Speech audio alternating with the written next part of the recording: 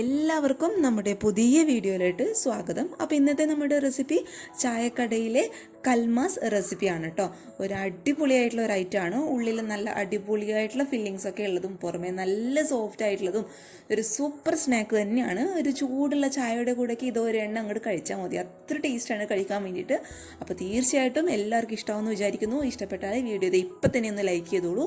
അതേപോലെ ചാനലിൻ്റെ വീഡിയോസൊക്കെ ആദ്യമായിട്ട് ആരെങ്കിലും കാണുകയാണെന്നുണ്ടെങ്കിൽ മടിച്ച് നിൽക്കാതെ പെട്ടെന്നൊന്ന് സബ്സ്ക്രൈബ് ചെയ്ത് സപ്പോർട്ട് ചെയ്യണേ. കൂടാതെ തൊട്ടടുത്തുള്ള കുഞ്ഞ് ബെല്ലൈക്കൺ കൂടി ഇനാബിൾ ചെയ്ത് ഓൾന്ന് ക്ലിക്ക് ചെയ്താൽ മാത്രമേ ഞാനിടുന്ന വീഡിയോസിൻ്റെ നോട്ടിഫിക്കേഷൻ നിങ്ങൾക്ക് വരുള്ളൂ കേട്ടോ. അപ്പോൾ നമുക്ക് പെട്ടെന്ന് തന്നെ ഈ ഒരു സൂപ്പർ സോഫ്റ്റ് ആയിട്ടുള്ള കൽമാസ് റെസിപ്പി എങ്ങനെ തയ്യാറാക്കുന്നത് നോക്കാം. അപ്പോൾ ഈ ഒരു റെസിപ്പി റെഡിയാക്കാൻ വേണ്ടിയിട്ട് ഇതുപോലുള്ള ഒരു പാത്രത്തിൽ 1.5 കപ്പോളമുള്ള അരിപ്പൊടിയാണ് കേട്ടോ ഞാൻ എടുത്തിട്ടുള്ളത്.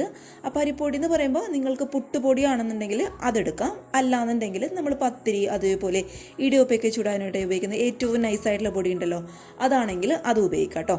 അപ്പോൾ കഴിക്കാനുള്ള ഒരു സൗകര്യത്തിന് വേണ്ടിയിട്ട് ഈ 1.5 കപ്പോളം അരിപ്പൊടി ഞാൻ ഇതുപോലുള്ള ഒരു പാത്രത്തിലോട്ട് അങ്ങോട്ട് മാറ്റി കൊടുക്കുന്നുണ്ട്. ഇനി ഇതിലോട്ട് ഈ ഒരു അരിപ്പൊടിക്ക് ആവശ്യമായിട്ടുള്ള ഉപ്പും കൂടി ചേർത്തിട്ട് നന്നായിട്ടൊന്ന് മിക്സ് ചെയ്ത് ഇത് നമുക്ക് അങ്ങോട്ട് മാറ്റി വയ്ക്കാം. ഇനി നന്നായിട്ട് ക്ലീൻ ആയിട്ട് കിടക്കുന്ന ഒരു മിക്സിയുടെ ജാറിലോട്ട് ഒരു 1/2 കപ്പോളം ചിരകി എടുത്തിട്ടുള്ള തേങ്ങ നമുക്ക് ചേർത്ത് കൊടുക്കാം.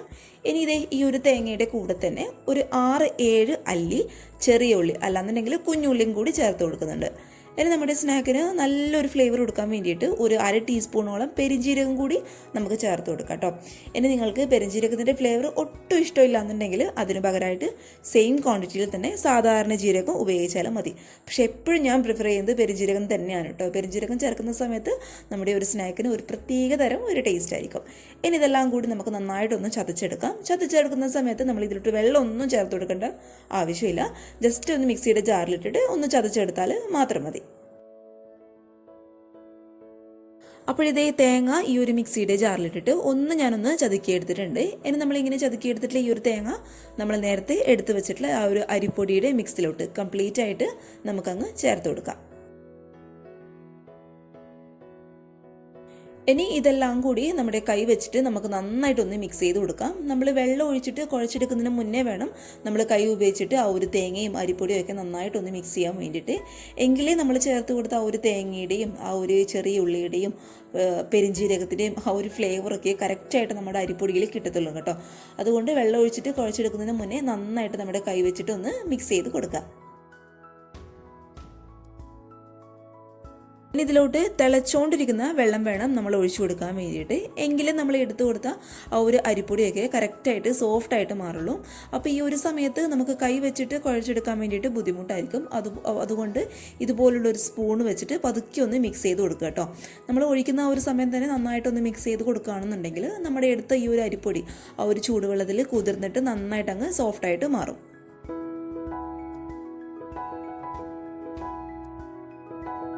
സ്പൂൺ വെച്ചിട്ട് നന്നായിട്ടൊന്ന് മിക്സ് ചെയ്ത് കൊടുത്തതിന് ശേഷം ഈ ഒരു മിക്സിൻ്റെ ചൂടൊക്കെ ഒന്ന് മാറിക്കഴിഞ്ഞാൽ കൈ വെച്ചിട്ട് നന്നായിട്ടൊന്ന് കുഴച്ചെടുക്കുക കേട്ടോ.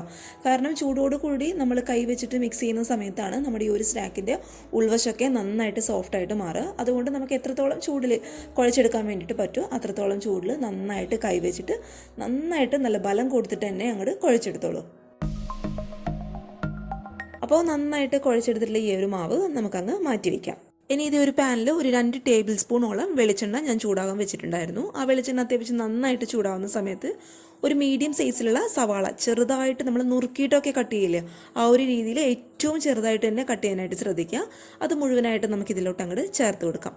പിന്നെ ഒരു ചെറിയൊരു പീസ് ഇഞ്ചി ചെറുതായിട്ട് കട്ട് ചെയ്ത്, അതേപോലെ 2 അല്ലി വെളുത്തുള്ളി ചെറുതായിട്ട് കട്ട് ചെയ്ത്, പിന്നെ ഒരു പച്ചമുളക് ചെറുതായിട്ട് കട്ട് ചെയ്തതും കൂടി ഈ ഒരു സമയത്ത് തന്നെ നമുക്ക് ചേർത്ത് കൊടുക്കാം കേട്ടോ. ഞാനിത് ചെറുതായിട്ടുള്ളത് എടുത്തു പറയാനുള്ള കാരണം എന്താണെന്ന് വെച്ചാൽ നമ്മളിത് ഫില്ലിങ്സിന് വേണ്ടിയിട്ടാണ് ഉപയോഗിക്കുന്നത്.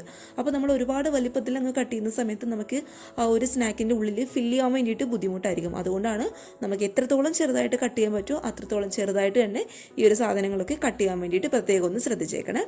ഇനി ഇതെല്ലാം കൂടി നമുക്ക് നന്നായിട്ടൊന്ന് ഇളക്കി കൊടുക്കാം. അപ്പോൾ നമ്മുടെ സവാളയൊക്കെ വാടി കറക്റ്റ് ഈ ഒരു പരുവത്തുന്ന സമയത്ത് ഒരു 1/4 ടീസ്പൂണോളം മഞ്ഞൾപ്പൊടി ഞാൻ ഇതിലോട്ട് അങ്ങോട്ട് ചേർത്ത് കൊടുക്കുന്നുണ്ട്. പിന്നെ 1 ടീസ്പൂണോളം കുരുമുളക് പൊടിച്ചതാണ് കേട്ടോ ഞാൻ ഇതിലോട്ട് ചേർത്ത് കൊടുക്കുന്നത്. കാരണം നമ്മൾ മുട്ടയാണ് ഇതിൽ ഫില്ലിങ്സിനായിട്ട് വേണ്ടിയിട്ട് ഉപയോഗിക്കുന്നത്. അതുകൊണ്ട് ഇതിൽ നമ്മൾ കൂടുതലായിട്ട് ഉപയോഗിക്കുന്നത് കുരുമുളക് പൊടിയാണ്. അപ്പോൾ അത് 1 ടീസ്പൂണോളം മുഴുവനായിട്ട് നമുക്ക് ഇതിലോട്ട് അങ്ങോട്ട് ചേർത്ത് കൊടുക്കാം. പിന്നെ നമ്മൾ ഇതിലോട്ട് ചേർത്ത് കൊടുക്കാൻ വേണ്ടിയിട്ട് പോകുന്നത് ഒരു 3/4 ടീസ്പൂണോളം നല്ല എരിവുള്ള മുളക് പൊടിയാണ്.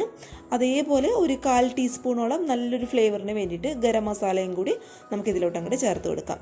ഇനി ഇതെല്ലാം കൂടി നന്നായിട്ടൊന്ന് ഇളക്കി കൊടുക്കുക. നമ്മൾ ചേർത്ത് കൊടുത്ത ആ ഒരു പൊടികളുടെ പച്ചമണം ഒന്ന് മാറിക്കിട്ടണം. അതിന് വേണ്ടിയിട്ട് ഒരു ലോ ടു മീഡിയം ഫ്ലെയിമിൽ വെച്ചിട്ട് പതുക്കി അങ്ങോട്ട് മിക്സ് ചെയ്ത് കൊടുത്തോളൂ. ഇട്ട് കൊടുത്ത ഒരു പൊടികളുടെ പച്ചമണമൊക്കെ ഏകദേശം ഒന്ന് മാറിക്കിട്ടുന്ന സമയത്ത് ഇതിലോട്ട് ഒരു 1/2 കപ്പോളമുള്ള ചിരകി എടുത്തിട്ടുള്ള തേങ്ങ ഞാൻ ചേർത്ത് കൊടുക്കുന്നുണ്ട് കേട്ടോ. അപ്പോൾ തേങ്ങ ഇതിലോട്ട് ഇട്ട് കൊടുക്കുന്ന സമയത്ത് ഒരുപാട് വഴറ്റിയെടുക്കേണ്ട ആവശ്യമൊന്നുമില്ല.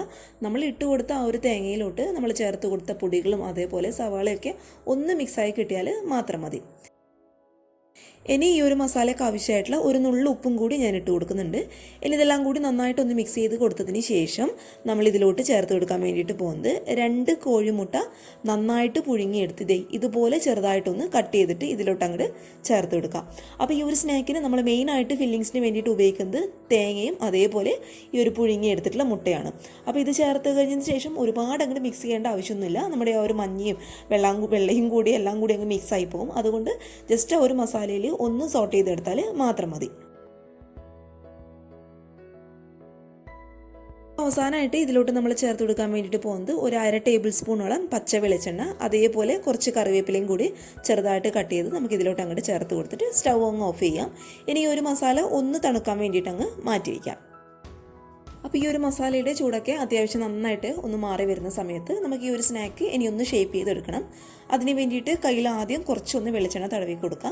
അതിനുശേഷം നമ്മുടെ ഈ ഒരു മാവിൽ നിന്ന് കുറച്ച് മാവ് മാത്രം എടുത്ത് കൈയുടെ അടിയിൽ വെച്ചിട്ട് നന്നായിട്ടൊന്ന് റോൾ ചെയ്ത് കൊടുത്തോളൂ. ഒട്ടും ക്രാക്കൊന്നും ഉണ്ടാവാൻ പാടില്ല. ക്രാക്ക് ഉണ്ടായി കഴിഞ്ഞാൽ അതങ്ങോട്ട് കറക്റ്റായിട്ട് ആ ഒരു പെർഫെക്ഷൻ കിട്ടില്ല കേട്ടോ. അതുകൊണ്ട് ക്രാക്ക് ഇല്ലാതെ നന്നായിട്ട് നല്ല സോഫ്റ്റായിട്ട് കൈയുടെ അടിയിൽ വെച്ചിട്ട് ഒന്ന് ഉരുട്ടിയെടുക്കുക. എന്നിട്ട് നമ്മുടെ ഈ ഒരു ഇടത്ത് കയ്യിലും നന്നായിട്ട് ഒന്ന് വെളിച്ചെണ്ണ ഒന്ന് സ്പ്രെഡ് ചെയ്ത് കൊടുക്കുക. എന്നിട്ട് ഇതുപോലെ നന്നായിട്ടൊന്ന് പരത്തിയെടുക്കുക. അപ്പോൾ പരത്തിയെടുത്ത് ഈ ഒരു മാവിലോട്ട് ഒരു 1.5 ടീസ്പൂണോളം മസാല, അതായത് നമ്മുടെ ഫില്ലിങ്സ് നമുക്ക് വെച്ച് കൊടുക്കാം. ഫില്ലിങ്സ് ചേർത്ത് കൊടുക്കുമ്പോൾ ശ്രദ്ധിക്കുക, ഒരുപാട് അങ്ങ് കൂടി പോകണ്ട. ഒരുപാട് അങ്ങ് കൂടി പോയി കഴിഞ്ഞാൽ നമുക്കിത് ഷേപ്പ് ചെയ്തെടുക്കാൻ വേണ്ടിയിട്ട് ബുദ്ധിമുട്ടായിരിക്കും. അതുകൊണ്ട് ഒരു 1.5 ടീസ്പൂണോളം മാത്രം മതി. എന്നിട്ട് ഇതുപോലെ അങ്ങോട്ട് ചെയ്ത് കൊടുത്താൽ മാത്രം മതി. ഇത് നമ്മുടെ ഉന്നക്കായുടെ ആ ഒരു ഷേപ്പല്ല, കറക്റ്റ് ഷേപ്പ് ഞാനിത് ഉരുട്ടിയെടുത്തതിന് ശേഷം ഒന്ന് കാണിച്ചു തരാം കേട്ടോ. അപ്പോഴേ ഇതാണ് അതിൻ്റെ കറക്റ്റ് ഷേപ്പ്. ഈ ഒരു രീതിയിലാണ് നമ്മുടെ ഈ ഒരു സ്നാക്ക് ഒന്ന് നമ്മൾ ഷേപ്പ് ചെയ്ത് എടുക്കേണ്ടത്. അപ്പോൾ ഞാൻ ഒരെണ്ണം കൂടി കാണിച്ചു തരാം കേട്ടോ. ആദ്യം നമ്മുടെ വലത് കയ്യിൽ നന്നായിട്ടൊന്ന് വെളിച്ചെണ്ണ തേച്ച് കൊടുക്കുക. എന്നിട്ട് നമ്മുടെ ഈ ഒരു മാവിൽ നിന്നും കുറച്ച് മാവ് മാത്രം എടുത്തിട്ട് കൈയുടെ ഉള്ളിൽ വെച്ചിട്ട് നന്നായിട്ടൊന്ന് ക്രാക്കൊന്നും ഇല്ലാതെ റോൾ ചെയ്ത് കൊടുക്കാം. അതിനുശേഷം നമ്മുടെ ഇടത് കയ്യിൽ നന്നായിട്ടൊന്ന് വെളിച്ചെണ്ണ സ്പ്രെഡ് ചെയ്ത് കൊടുത്തതിന് ശേഷം ഈ ഒരു മാവ് ഇടത് കയ്യിൽ വെച്ചിട്ട് നന്നായിട്ടൊന്ന് പരത്തിയെടുക്കാം.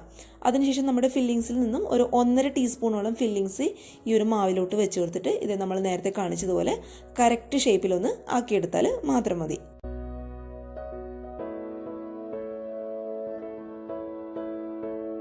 മാവ് കംപ്ലീറ്റ് ആയിട്ട് ഞാനിവിടെ ഷേപ്പ് ചെയ്തെടുത്തിട്ടുണ്ട്. ഇനി ഇത് നമുക്കൊന്ന് സ്റ്റീം ചെയ്തെടുക്കണം. അതിനായിട്ട് ഇതൊരു സ്റ്റീമറിൽ ആവശ്യത്തിന് വെള്ളം വെച്ച് കൊടുക്കുക. അതിൻ്റെ മുകളിലോട്ട് നമ്മൾ തട്ട്, അതായത് സ്റ്റീമർ ചെയ്യുന്ന തട്ട് വെച്ച് കൊടുക്കുക. ഇനി അതിൻ്റെ മുകളിലോട്ടായിട്ട് വാഴയില വെച്ച് കൊടുത്തിട്ട് അതിലാണ് ഞാൻ സ്റ്റീം ചെയ്തെടുക്കുന്നത്.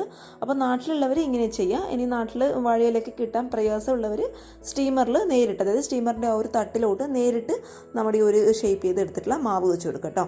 ഞാൻ ഈ വാഴയില എടുക്കാനുള്ള കാരണം നമ്മൾ വാഴയിലൊക്കെ വേവിച്ചെടുക്കുന്ന, അതായത് സ്റ്റീം ചെയ്തെടുക്കുന്ന സമയത്ത് നമ്മുടെ ഒരു സ്നാക്കിനൊരു പ്രത്യേകതര ടേസ്റ്റും പ്രത്യേകതര ഒരു ഫ്ലേവറുമാണ്. അപ്പോൾ ആ ഒരു ടേസ്റ്റ് എന്താണെന്ന് ഞാൻ പറയാതെ തന്നെ നിങ്ങൾക്കറിയാം. അപ്പോൾ അതുള്ളവർ വാഴയില തന്നെ എടുക്കാനായിട്ട് ശ്രദ്ധിച്ചേക്കാം കേട്ടോ. അപ്പോൾ ഇത് നമുക്ക് ഓരോന്നോരോന്നായിട്ട് ഈ ഒരു രീതിയിൽ ഇതുപോലെ അങ്ങോട്ട് വെച്ച് കൊടുക്കാം. ഇത് നന്നായി അടച്ച് വെച്ച് ഒരു മീഡിയം ഫ്ലെയിമിലിട്ട് കറക്റ്റ് ഒരു 20-25 മിനിറ്റ് ഈ ഒരു സ്നാക്ക് നമുക്ക് നന്നായിട്ടൊന്ന് സ്റ്റീം ചെയ്തെടുക്കാം. അപ്പോൾ ഈ ഒരു സ്നാക്ക് മുഴുവനായിട്ടും ഞാനിവിടെ സ്റ്റീം ചെയ്ത് എടുത്തിട്ടുണ്ട്.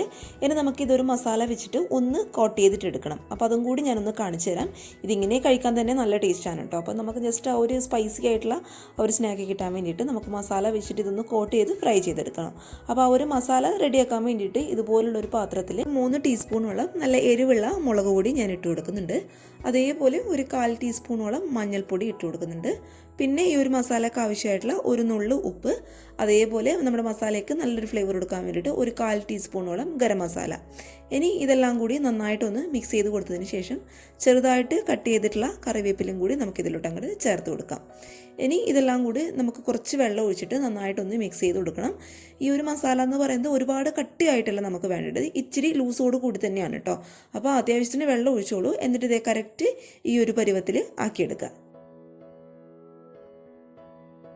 നമ്മൾ സ്റ്റീം ചെയ്തെടുത്തിട്ടുള്ള ഈ ഒരു സ്നാക്ക് നമുക്ക് ഈ ഒരു മസാലയിൽ ഇട്ടിട്ട് നന്നായിട്ടൊന്ന് കോട്ട് ചെയ്തെടുക്കണം. കോട്ട് ചെയ്തെടുത്തതിന് ശേഷം ഇതേ ഒരു പാനിൽ ഞാൻ കുറച്ച് വെളിച്ചെണ്ണ ഒന്ന് ചൂടാകാൻ വെച്ചിട്ടുണ്ട്. ആ ഒരു വെളിച്ചെണ്ണ നന്നായിട്ടൊന്ന് ചൂടാവുന്ന സമയത്ത് നന്നായിട്ട് മസാലയിൽ കോട്ട് ചെയ്തിട്ടുള്ള ഈ ഒരു മാവ് നമുക്ക് ഇതിലോട്ട് അങ്ങോട്ട് പതുക്കെ പതുക്കെ വെച്ച് കൊടുക്കാം. അപ്പോൾ വെച്ച് കൊടുക്കുമ്പോൾ നമ്മൾ ഒരുപാട് വെളിച്ചെണ്ണ ഒഴിച്ചു കൊടുക്കേണ്ട ആവശ്യമില്ല. നമ്മളിത് ഡീപ്പ് ഫ്രൈ അല്ല ചെയ്യുന്നത്, ജസ്റ്റ് ഒന്ന് ഷാലോ ഫ്രൈ ചെയ്തെടുത്താൽ മാത്രം മതി. രണ്ട് വശവും നന്നായിട്ടൊന്ന് മൊരിച്ചെടുക്കുക. കാരണം നമ്മളിത് ഓൾറെഡി സ്റ്റീം ചെയ്തെടുക്കുമ്പോൾ നന്നായിട്ട് വെന്തിട്ടുള്ളതാണ്. അപ്പോൾ ആ ഒരു മസാല ഒന്ന് കോട്ടായി കിട്ടാൻ വേണ്ടിയിട്ട് മാത്രമാണ് നമ്മൾ ഇതുപോലെ അങ്ങോട്ട് ഫ്രൈ ചെയ്തെടുക്കുന്നത്.